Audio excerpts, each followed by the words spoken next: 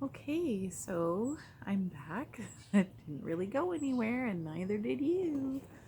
Um, so just sitting here amongst the plants feels really nice. Glad I did this. Just the image a bit. After yesterday's techno fiasco, I must admit I was a little hesitant to come out here and attempt this for the sixth time. But sometimes things are just not in the cards as it is, um, so to speak, and then you just have to like stop trying, or I'll say me, I have to stop trying to impose my will and just kind of yield to what the rhythm is, and go from there. So yeah, we'll see how this goes. I did some clearing out of my internal storage, and I don't know, I thought that that was kind of fitting yesterday, um, because for us it is right now especially a lot about um, yeah, clearing things out, making room. um, anyway, so this is the card in the first position. um, this piece around in betweenness. I don't know if you can read the words that are on the card from where you are. I'll just hold it up for a minute.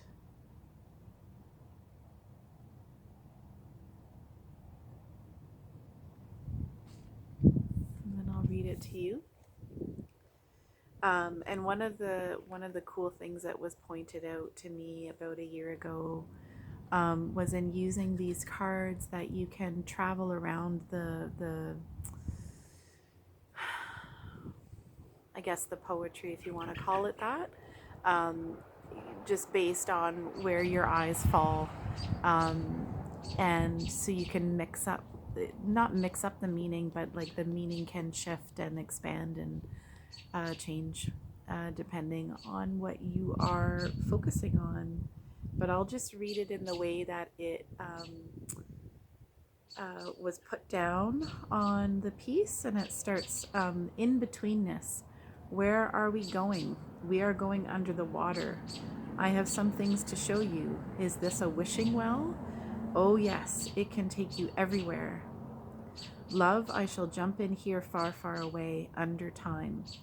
Look, this is where I am going to live. I like this place. And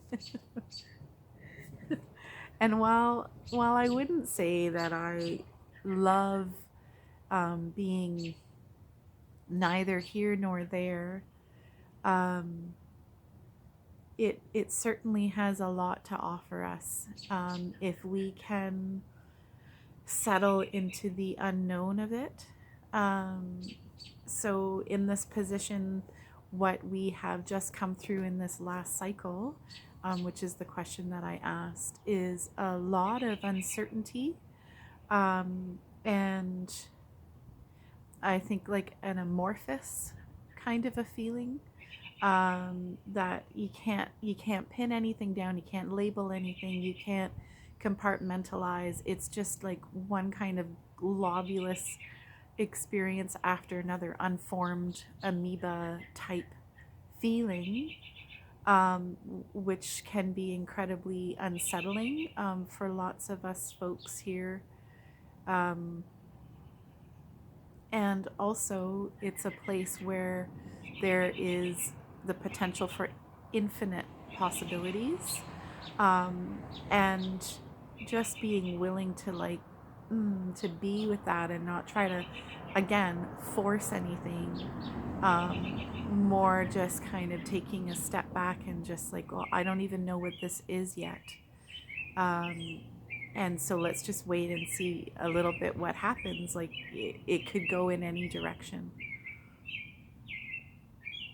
So in reference to this last cycle, that we have just completed coming out of Aries, and the spring that we've had with the weather.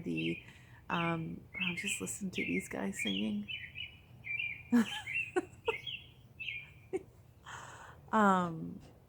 Yeah, is it spring? Isn't it spring? Is it winter again? Is it, like so much unpredictability? And, I certainly found myself feeling unsettled and just like I either want to get moving or I want to go back to bed. And, maybe that was not just me. Like kind of a feeling of let's shit or get off the pot. Uh-huh. Yeah. But here we are, and spring is here. The birds certainly agree. The plants certainly agree. Um, and to try to like force that to happen. I mean, we can't like force a flower to bloom. Well, like maybe we can, um, but can be a really damaging experience to be forcing things. And it is really something that we are tempted to do over and over and over again, isn't it? So the next card is where are we currently sitting in this cycle? And this is a lot of the been thinking a lot about this, about making decisions, what is motivating things. And I feel that there is a really beautiful teaching to be learned over and over again in deepening spirals around what do I have on my eyelash? Just keep getting this like fleck of something. Anyway, I'm so professional. It's still there. I'm gonna ignore it. This idea that to try to make decisions, to try to get away from something, sometimes that's really necessary. Being animals that we are, when there is a threat, it's like, well, let's just like get out of the way of the threat, or, if we need to fight, we will fight, or however we respond to threat. And there's a time and a place for that. And I feel, we can often get really stuck in that place of making decisions to try and get away from something, making decisions because we are afraid and we just want the fear to go away, or whatever that feeling is. A call came in. I've never had that happen before. Pause the video so I could take the call, but I ignored the call. As you can tell, I'm sure. So this teaching around hummingbird, and how we can, if we choose to, instead of fear being the basis for the decisions that we make, whatever the fear is, big, little, subversive, because we have so many different kinds of fear. And it might not look like fear, but if we dig even just a little bit, it's like, oh, right, I'm doing this because I'm afraid if I don't, I won't be loved. That's a big one. If I don't do this, people will be disappointed in me. That's a fear. It's like it just goes on and on. But one of the teachings of hummingbird is that we seek sweetness, or we can seek sweetness as being the motivation, and instead of like a driving force, like a push from behind, or yeah, it's just that's a lot of effort. It's like to be using, or to be being propelled into making decisions based on fear is a whole lot of effort, and it's really, really heavy. Like it requires so much more from us, and sometimes without a lot of, it doesn't necessarily give a lot, and it doesn't last for very long. It's just from fear to fear to fear to fear to fear, from, you know, woo, I've certainly been there lots of times in my life. But I feel that seeking sweetness is easier, more easeful, I should say. It's definitely more fun. It's sweeter, and instead of being having to drum up so much effort to move, it's just like, oh, it's easy. I'm going for that. That is what is pulling me, is the sweetness. So we are sitting in that place in this cycle, is being invited to remember, to seek sweetness, and to, like I said earlier, the courage to continually re-center ourselves to live from that place, because it's so easy to forget, especially in this culture, especially right now where everything is clamoring for our attention and everything is an emergency. Answer me now. Decide. And yeah. So with Hummingbird, the, tirelessly, or at least not giving up, like being consistent with the search for sweetness for its own sake. And there is a shadow side to this. I think it's one of the things that people can get drawn into, like with self-medicating, with drugs and alcohol, and movies, with food, with shopping, with whatever. It's like, oh, I want, I need. But I think if we look closely, there's a fear underneath that too. So allowing ourselves the invitation, what I would read the invitation as being right now with this card and this position of the reading, is to allow ourselves to be pulled by what we love, and to let beauty and sweetness be our motivation as much as possible when we remember. And when we forget, well, then we forget. And it's like, leaving aside the judgment of the self of like, I didn't search for beauty today, I'm the shitty person, which is, yeah. Pitfalls everywhere. And then the last card, where we are, what's up for us next in this cycle. My feet are falling asleep. I have to shift my position. Oh God. Okay. That's better. I've been thinking about this a lot as we're preparing to leave this community, and I've had a lot of people, actually, surprisingly. I didn't see this as being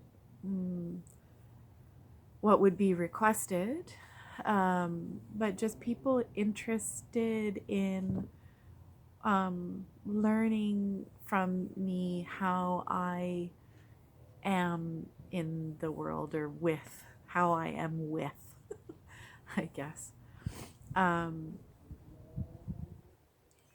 And my first response is often, well, it's easy. and I have to catch myself and reframe that, because it isn't easy. It's simple, in a very complex way, but it isn't easy, because in order to do this, we have to unlearn a whole lot of things that, wow, like are hundreds of years in the making, with so much fear sewn in, and like the deterrents are endless, based around this idea that other than human beings have any kind of a sentience at all.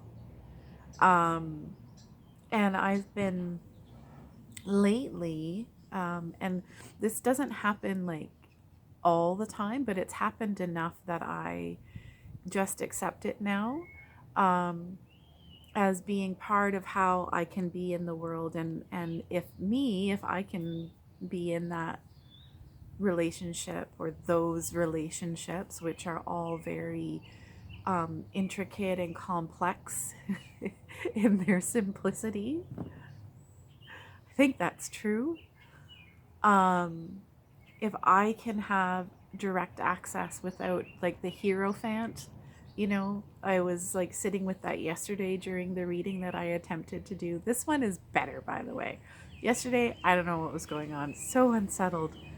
Um, this idea that like we need someone to interpret the world to us. We need, someone who looks like they know what they're doing, who's got, accolades beside their name. They've got this degree and that degree, and we should trust them because other people do, and they must know more than we do, and that means that they can interpret like spirit for me or experiences for me.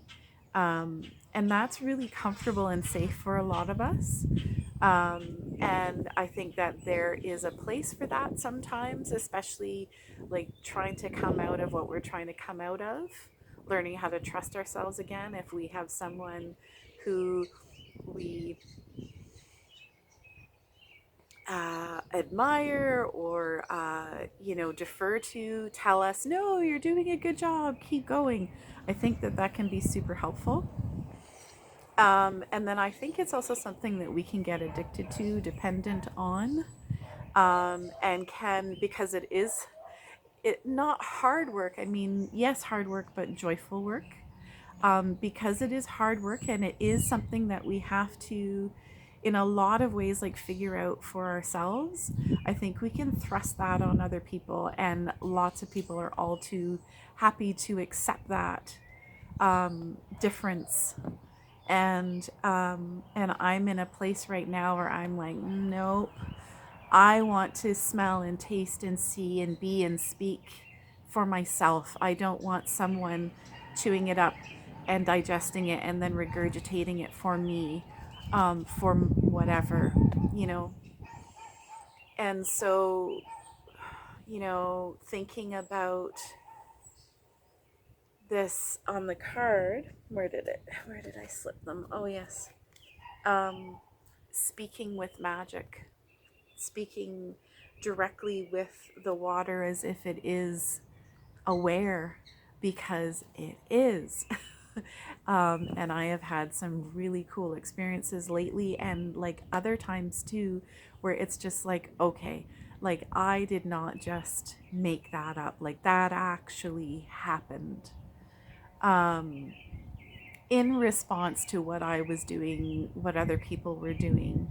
And lots of times I feel like those answers back from other than human people, or input from, we just glaze right past it, because we don't know what we're listening for. Um, and maybe it wouldn't even occur to us that that was possible.